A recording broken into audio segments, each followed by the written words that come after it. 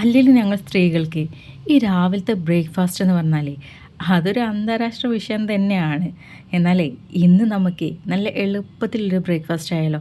ഇതിന് അരി കുതിർത്ത് വെക്കണ്ട, അരച്ച് വെക്കണ്ട, പെട്ടെന്ന് നമുക്ക് ഉണ്ടാക്കിയെടുക്കാൻ പറ്റിയ ഒരു ബ്രേക്ക്ഫാസ്റ്റാണ് കേട്ടോ. അപ്പോഴേ നമുക്ക് എങ്ങനെയാണ് ഈ ഒരു മാവരച്ച് പൊങ്ങാൻ വെക്കാതെയുള്ള ബ്രേക്ക്ഫാസ്റ്റ് ഉണ്ടാക്കുന്നത് നോക്കാമല്ലേ. അതിന് വേണ്ടിയിട്ടേ ഞാൻ റവ 1 കപ്പ് എടുത്തിട്ടുണ്ട്. ഇതിലേക്ക് 1 കപ്പ് തന്നെ വെള്ളം ഒഴിച്ചിട്ട് ഈ റവ നമ്മൾ ആദ്യം ഒന്ന് കുതിർത്തെടുക്കണം കേട്ടോ. അതെന്തിനാന്ന് വെച്ചാൽ റവ കുറച്ച് വെള്ളം കുടിക്കും. അപ്പോൾ അതൊന്ന് സെറ്റായി വരാൻ വേണ്ടിയിട്ട് നമുക്കൊരു 10 മിനിറ്റ് ഇത് അടച്ച് മാറ്റി വെക്കണേ.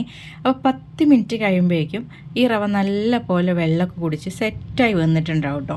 ഇപ്പോൾ കണ്ടല്ലോ, നല്ല പരുവത്തിലായി വന്നിട്ടുണ്ട്. നമ്മളേ ഈ ഒരു 10 മിനിറ്റ് റവ കുതിർത്തെടുക്കൂലേ, ആ സമയം തന്നെ നമുക്കൊരു 3 വറ്റൽമുളക് 1/4 കപ്പ് വെള്ളം ഒഴിച്ചിട്ട് നമുക്കൊന്ന് മാറ്റി വെക്കണം കേട്ടോ. ഇത് ചൂടുവെള്ളമാണെങ്കിൽ കുറച്ചുകൂടെ പെട്ടെന്ന് അങ്ങ് കുതിർന്ന് കിട്ടിക്കോളും. ഇനി നമുക്ക് ആ കുതിർന്ന് വന്ന റവ ഉണ്ടല്ലോ അതങ്ങ് മിക്സിയുടെ ജാറിലേക്ക് ഇട്ട് കൊടുക്കാം. കൂടെ ഒരു 5 ചെറിയുള്ളി ചേർത്ത് കൊടുക്കാം. 1 ഇഞ്ചി കഷ്ണം ഇഞ്ചി ചേർത്ത് കൊടുക്കാം. നേരത്തെ നമ്മൾ കുതിർത്ത് വെച്ചിട്ടുണ്ടായിരുന്ന ആ ഒരു വറ്റൽമുളക് ആ വെള്ളത്തോടു കൂടി തന്നെ അങ്ങ് ഇതിലേക്ക് ഇട്ട് കൊടുക്കാം. കൂടെ ഒരു തക്കാളി ചേർത്ത് കൊടുക്കാം. തൈര് ഒരു 2 ടേബിൾ സ്പൂണോളം ചേർത്ത് കൊടുക്കുന്നുണ്ട് കേട്ടോ. അതുകൂടെ ചേർത്തിട്ട് ഇത് നന്നായിട്ട് അങ്ങ് അരച്ചെടുക്കാം. നല്ല പോലെ അരച്ചെടുക്കണം കേട്ടോ. അപ്പം നന്നായി അരച്ചെടുത്തതിന് ശേഷം നമുക്കിതൊരു ബൗളിലേക്ക് അങ്ങ് ഒഴിച്ചു കൊടുക്കാം. നമ്മളിതിലേക്ക് ഉപ്പ് ഇട്ടിട്ടുണ്ടായിരുന്നില്ല, അതുകൊണ്ട് ആവശ്യത്തിന് ഉപ്പ് നമ്മൾ ഈ സമയത്ത് അങ്ങ് ഇട്ട് കൊടുക്കുക കേട്ടോ.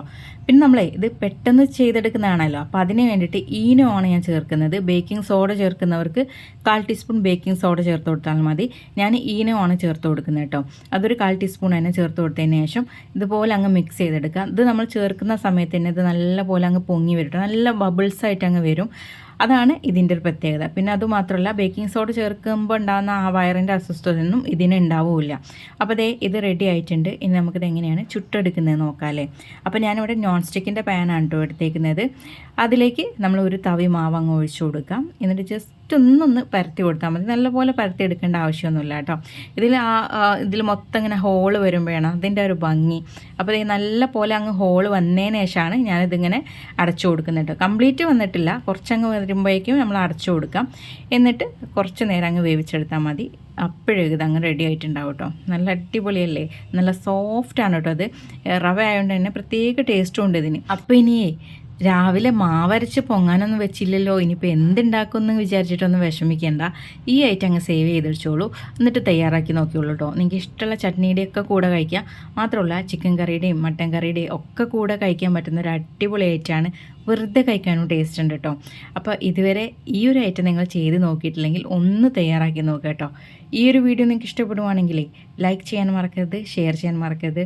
അതുപോലെ തന്നെ ഈ ഒരു ചാനലിലേക്ക് ആദ്യമായിട്ട് വരുന്നവരുണ്ടാവും. അങ്ങനെയുള്ളവരാണെങ്കിൽ ചാനൽ ഫോളോ ചെയ്യാനും കൂടെ മറക്കരുത് കേട്ടോ. അപ്പോൾ എല്ലാവർക്കും താങ്ക്സ് ഫോർ വാച്ചിങ്.